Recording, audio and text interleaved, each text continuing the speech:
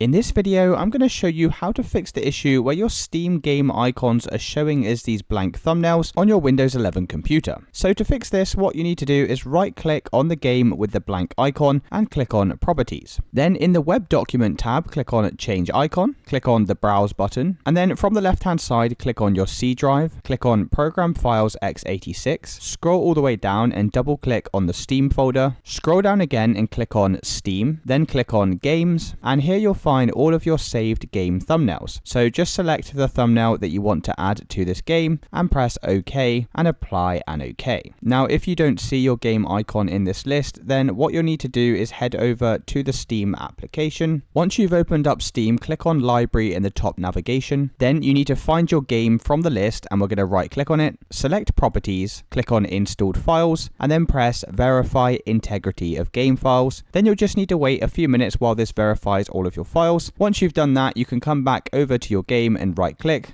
on Properties, select Change Icon, and then you can check back in this Steam Games folder and you should now be able to see the thumbnail. Now if that's still not working, the last solution is to right click once again on your game, click on Properties, click on Change Icon, click on Browse, select your C drive from the left hand side, click on Program Files x86, double click on the Steam folder, scroll all the way down and double click on Steam Apps, click on Common, and then locate your game from this list. So for this example, I'll be showing you on Marvel Rivals, double click this, and then from here you just need to find your game executable file. So mine is this Marvel Rivals launcher.exe, double click on this, and that's another way you can pull up this icon, press OK and press apply and OK. And it's as simple as that, guys. If you did find this video helpful, then let me know in the comments and I'll see you in the next one.